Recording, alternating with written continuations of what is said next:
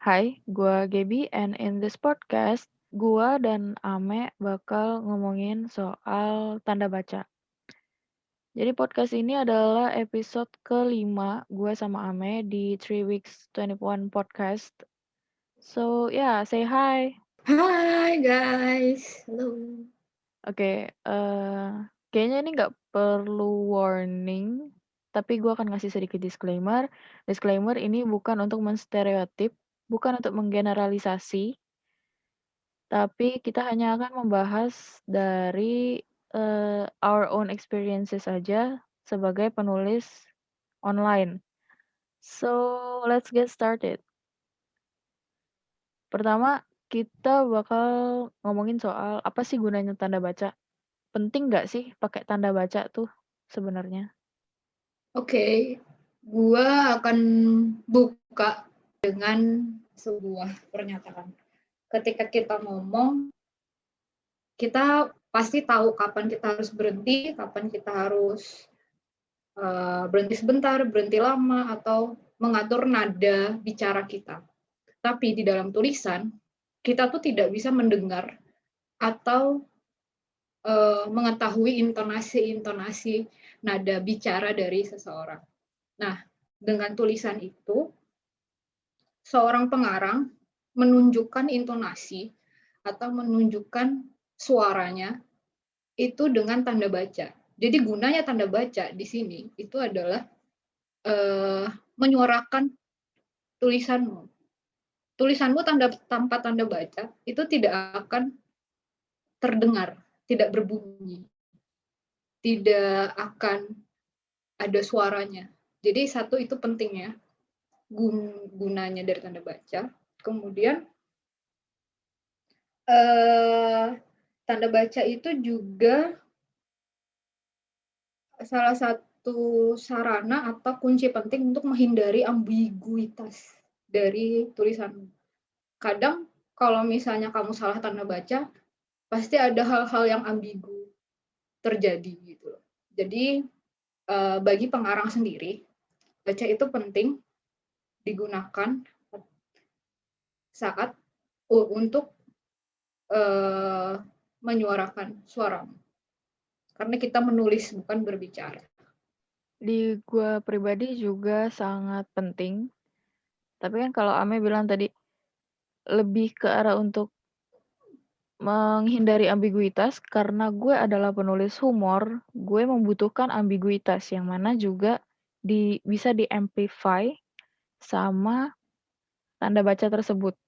Kayak eh karya tulis itu kan apa ya? Cerita-cerita itu harusnya saat dibaca sama orang, pembaca itu ikut terjun dalam cerita tersebut, ikut membayangkan apa yang terjadi sebenarnya, ikut you know playing the scenario on their heads. Jadi tanda baca itu semakin menghidupkan imajinasi mereka, menurut gua. Kalau misalnya di humor itu biasanya tanda baca itu sangat-sangat di-overuse karena untuk kepentingan dari jokes, dari punchline-nya juga, dari ambiguitasnya juga untuk apa ya, delivering the jokes. Nah, kalau misalnya dari penulis kan kita berdua udah berpikir, ini tuh penting loh tanda baca. Nah, menurut lu, pembaca tuh sendiri peduli banget nggak sih soal tanda baca nih? Sepeduli kita dengan tanda baca? Menurut gue ya, kan kita berdua penulis online ya, kita nggak ngomong soal penulis-penulis penerbit mayor yang pasti punya editor yang bakal ngurus soal tanda baca dan lain-lain. Sementara kita berdua adalah penulis internet yang pembacanya juga pembaca di internet gitu loh. Pembaca-pembaca internet menurut pengamatan gue pribadi tidak terlalu peduli dengan tanda baca yang tepat akurat. Jadi mereka lebih mementingkan isi cerita dan plot atau bagaimana kamu menyampaikan itu, eee, ke dalam sebuah karya sastra atau karya tulis. Terlepas dari tanda baca itu penting bagi kita berdua, memang diperuntukkan untuk, eee, mengungkapkan, suara kalau di gua dan lu juga untuk mengungkapkan humor lu. Eee, Pembaca itu akan menikmati apa adanya tulisan kita. Kalau, ah, lu penulis yang memperhatikan tanda baca, ya mereka nikmati aja. Tapi kalau lu, penulis yang nggak terlalu memperhatikan tanda baca gitu, tapi, pembaca lu nggak pernah komplain soal itu, juga ada gitu loh. Jadi menurut pengamatan gua, bagi pembaca-pembaca online, mereka kadang tidak terlalu memusingkan hal-hal kecil seperti tanda baca, asal mereka masih bisa memahami tulisanmu, itu sih. Di sini gue juga mau bahas sedikit soal typo ya, karena gue kan pembaca-pembaca gue tau lah, gue tuh typonya bener-bener parah.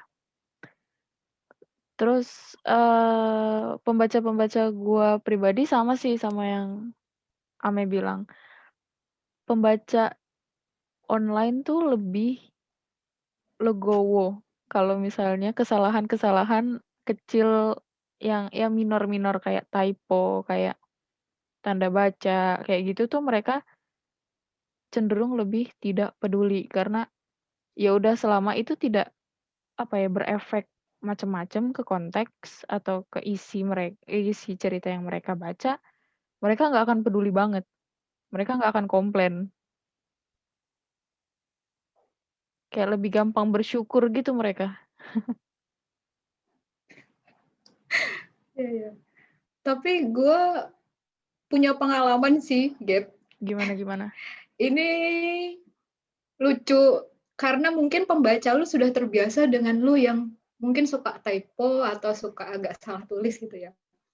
Pembaca gue itu tuh sudah terbiasa dengan gue yang sangat memperhatikan tanda baca, typo, dan lain-lain. Jadi, gue itu sering dapat DM, sering dapat masukan, atau sering tiba-tiba aja gitu, ada yang bilang, "Kak Ame, itu yang benar Indra," gitu. Terus gue tanya, "Udah ngecek KBBI belum?" Gue bilang gitu. "Udah, yang benar ini, tapi Kak Ame nulisnya ini, yang benar yang mana?" Jadi mereka tuh kayak, apa ya, jadi lebih kritis ke gue, karena gue udah terbiasa untuk memberikan mereka, sesuatu yang, apa ya, sangat baku gitu loh. Jadi, ya mungkin, beda kultur pembaca kita ya, Gap, tapi ini sesuatu yang menurut gue, terlepas dari ketika gue memperhatikan banyak penulis lain yang pembaca-pembacanya tidak mempermasalahkan itu. Tapi pembaca gue tuh justru mempermasalahkan itu. Betul, bukan gue protes juga sih, tapi that is so funny things that happens to me. Kalau misalnya ngomongin soal kultur pembaca, apalagi kan lu dengan pembaca lu yang jadinya semakin kritis. Kalau gue tuh justru kebalikannya, karena kan gue typo terus. Jadi Oh my god. ini tuh kesalahannya ada di gue. Udah ini mah 100% kesalahan ada di gue. Karena pertama gue kan nulis humor. Tapi tuh biasa humor gue kan pasti ngambil masalah-masalah sosial ya kan. Jadi tuh dan gue tuh eh apa ya, terkenal dalam tanda kutip itu dengan universe gue yang gede. Kayak semua buku-buku gue tuh saling bersambungan. Saling ada apa ya, ada Easter egg, ada hint yang dimana di buku lain belum kebuka, terus di buku lainnya yang terbuka di sana. Nah, hint-hint itu yang jadinya gagal terdeliver karena gue udah keseringan apa ya, typo.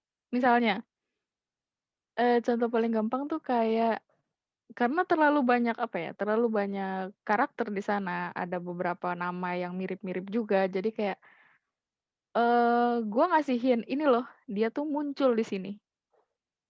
Kalian harus sudah mulai mempertanyakan kenapa dia muncul di sini." Tapi pembaca gue tuh karena kayak udah biasa sama gue yang typo, mereka tuh jadi lebih anteng gitu loh, juga kayak, "Kayaknya ini Teteh typo deh, kayaknya kayaknya ini maksudnya ini, kayaknya sih gitu."